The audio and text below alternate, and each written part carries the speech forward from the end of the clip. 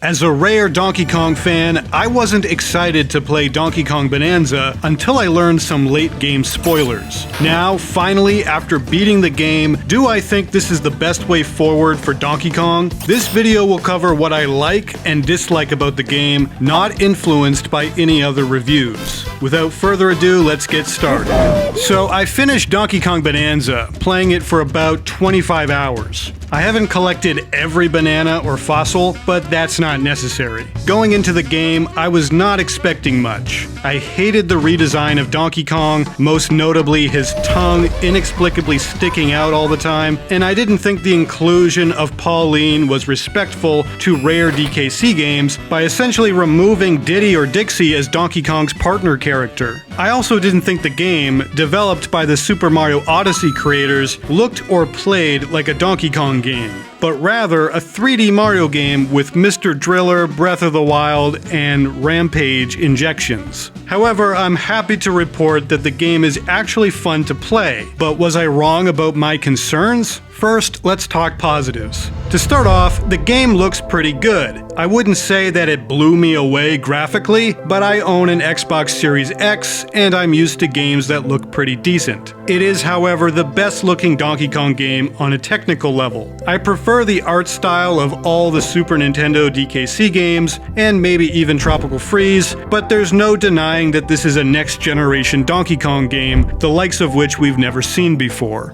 The starting area actually happens to be my favorite, since it kind of reminds me of DKC 2 with its darker atmosphere. Yeah, even though the game takes place underground, most of the areas aren't actually dark. The environments remind me of World of Warcraft's recent expansion, The War Within, where most of the game takes place underground, but there's somehow tons of light, and it looks like it's not actually underground. I gotta be honest, I don't think that makes much sense. And it kind of annoys me a little bit when I think about the logic of it, or lack of logic. I understand that to take advantage of the digging and destruction gameplay, Nintendo needed to make the game take place underground, but I definitely prefer DK Island as a setting, both for my own sanity and for its logical variety. Oh, and if you're wondering, no, at least for my 25 hours of gameplay, Donkey Kong Island is not a playable area. Another positive is a big one, and that's the gameplay. Look, I have some negative things to say about this later on, but as a non-Donkey Kong game, as in if you look at this game as a new IP, this is a really great gameplay hook. Smashing and destroying things is tons of fun, at least throughout the story's duration. I also like collecting the many fossils, bananas, and other collectibles. If you're an N64 Collectathon fan, you'll probably love the gameplay. Although there is some platforming and puzzle solving, the majority of the game is either fighting enemies or digging and smashing things. And luckily,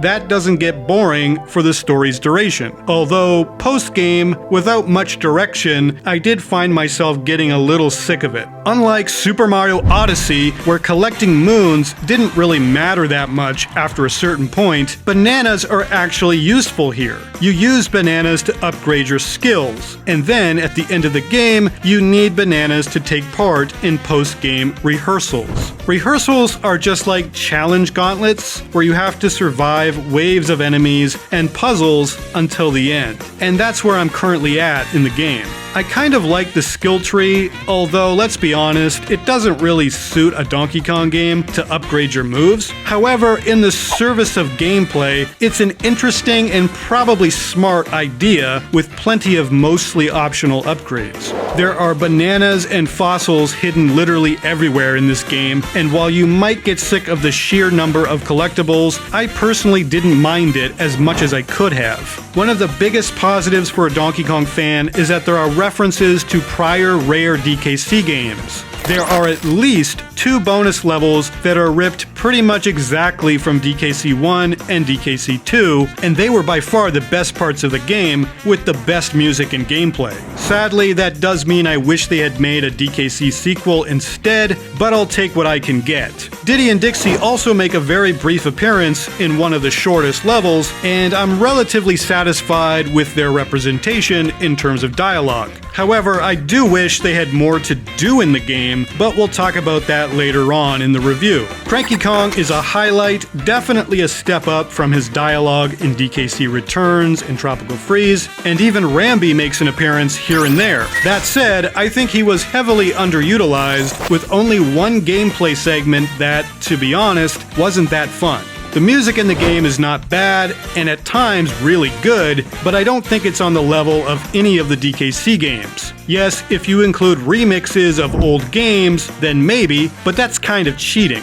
I need to listen to the music more before I definitively rank the tunes, but while playing the game, I never really stopped to go, wow, the music is amazing, except for when a particular DKC 2 track made an appearance. I'll just go ahead and say it, and that's the final couple hours of this game should have been the entire game. I'm gonna reveal a spoiler here, so if you don't want to know what happens, you can skip ahead a little bit. Alright, so yeah, King K. Rool and the Kremlings and many of the enemies from older DKC games make a triumphant reappearance in Bananza, but only in the final couple hours. I wish that instead of hiding the enemies, that they were visible in plain sight the entire time, but what they've done is make it so you only really see them after you've defeated them, except for the bees for some reason. Oh, no, not the bees!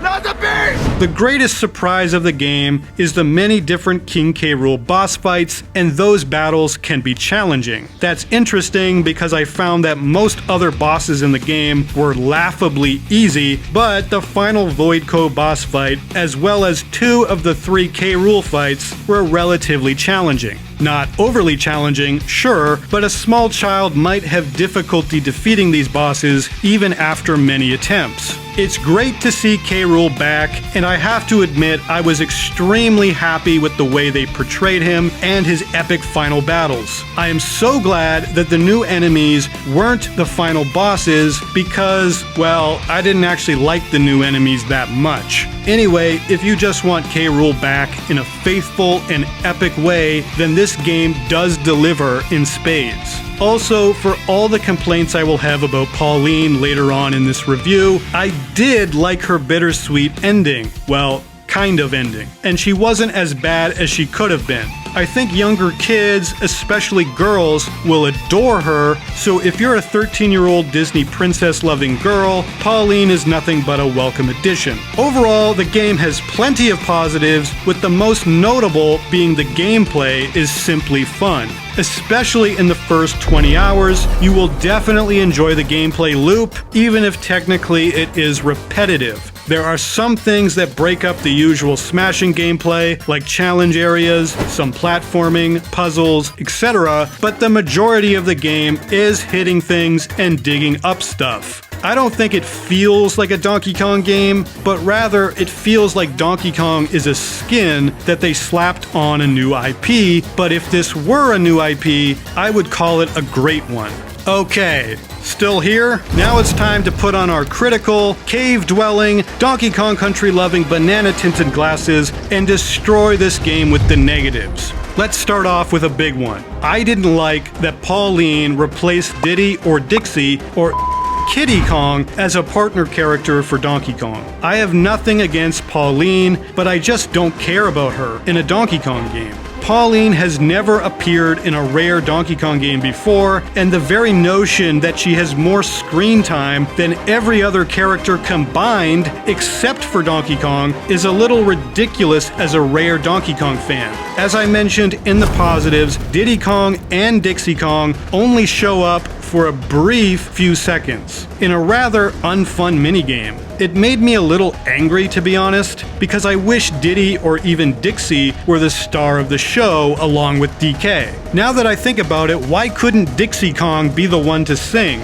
Also, I don't like Diddy's redesign, who for some reason has undergone a downgrade that looks as though an AI model generated it. It's not as noticeable as DK's redesign, but that makes it all the more unnecessary, and it seems as though Nintendo did it just for the sake of it, rather than for any good reason. I don't know why there's a line of flesh between Diddy's eyes, and the DD symbol on his hat looks like an afterthought. It's not as bad as as Donkey Kong's redesign, but it's just kind of frustrating to see. Speaking of Donkey Kong's redesign, I know a lot of Mario fans love this redesign, but as a rare DKC fan, I don't like it. I just think he looks more stupid, and whenever his tongue is sticking out, which happens a lot, I just wish for the old rare design. Sorry, but nope. I have played this game for over 25 hours, and I'm still not used to it. I never will be, honestly. I don't like this design, and that's perfectly fine.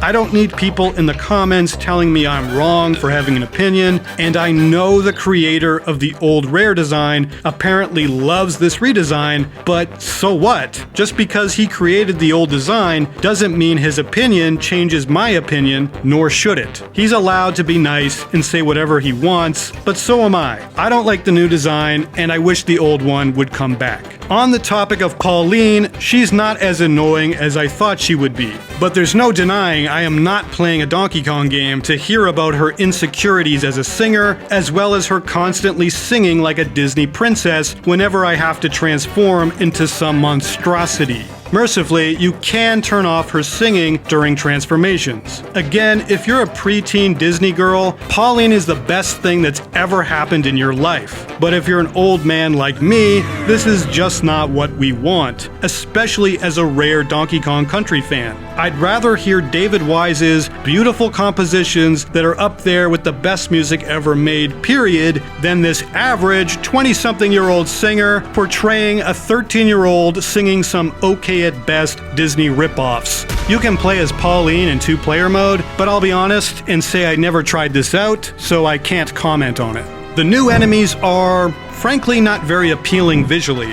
I loved the last couple of levels because they featured DKC enemies, but it's definitely a Jungle Beat inspired game for 99% of the adventure. Still, there's only 2 DKC inspired bonus levels that I could come across in the world so far, which actually pisses me off a little bit. Why are the best parts of the game so few and far between? Shouldn't most of the games celebrate Donkey Kong's best moments? Another complaint is, at least so far, I haven't encountered Funky Kong or any other Kongs except for the obvious Cranky, Diddy, and Dixie, and of course, the new enemies. I wasn't kidding when I said Pauline takes up the majority of game time. Make no mistake, this is a Pauline game with a new and not so improved redesign of Donkey Kong as her escort. I didn't like that the Bananza transformations essentially replaced all the animal buddies, except for Rambi for one mediocre racing segment. To me, this is like making the world smaller, where Donkey Kong is literally the only character you can control, not including Pauline. Why should Donkey Kong be like an ostrich? Why not ride Espresso?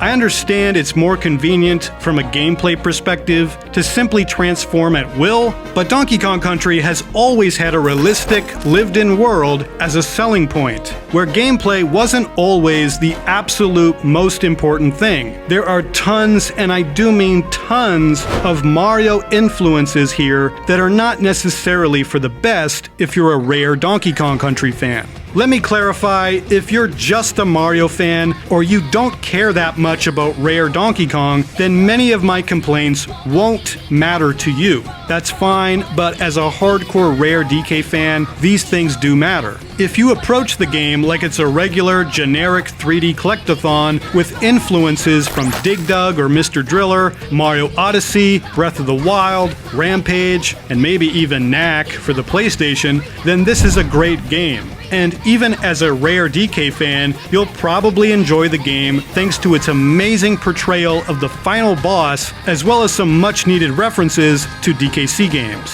However, from a gameplay perspective, I think Donkey Kong Country Returns and Tropical Freeze are much more faithful to the spirit of rare Donkey Kong. Yes, not in terms of references, but in terms of the DNA or genes of older Rare games. This is clearly a Japanese-developed Mario Odyssey team production. That's not necessarily bad, but it's not what I wanted from a Donkey Kong game. And I'm fearful that this is the style of Donkey Kong game we're going to get from now on. For example, when I first played Breath of the Wild, I really did enjoy it. but after Tears of the Kingdom, I got sick of it as a Zelda fan who loves Ocarina of Time, Wind Waker, and all prior 3D Zelda games. While Donkey Kong Bananza is a great addition overall to the Switch 2's library, I hope it's a one-off for Donkey Kong, just like I hoped Breath of the Wild would be a one-off for Zelda. There are so many things you could do with a straight-up 3D Donkey Kong game on Donkey Kong Island. I'm not convinced that Bananza, a radical departure from the old DK gameplay, was necessary before attempting a more traditional 3D Donkey Kong game with actual minecart levels. Yeah, sorry, the minecart sections in Bananza weren't good enough, and real animal buddies and memorable villains outside of the final boss fights. Yeah, Voidco didn't really do anything for me, and neither did the weird new enemies. The gameplay hook of Bananza can appear again for some other Nintendo characters, or even new ones, but for me, I am hoping that the next DK game is more faithful in gameplay to the older rare Donkey Kong games. I doubt Nintendo will abandon the Bananza style for DK, both in gameplay and in design, but I suspect that many people will gradually, perhaps slowly, become sick of it, just like Breath of the Wild. Overall, I really enjoyed Bananza. If I close my eyes and think of it like a new IP with some DK styling and references. From that perspective, I would happily give this game an 8.5 out of 10. As a Donkey Kong game, that is much harder to rate, and I fear any rating I would give it based on that would result in people grabbing their banana torches. But I'll just go ahead and say I wasn't wrong about being fearful of Bananza not being like a Donkey Kong game. However, I was surprised at how fun the journey actually was. So, and I'm being sincere here, well done and congratulations to Nintendo for making a truly great game. And could we please have the old Donkey Kong back now? Please? Please? Thank you for watching. Don't forget to subscribe, like, and leave a comment if you enjoyed this video or want more honest Nintendo coverage in the future. See you guys next time.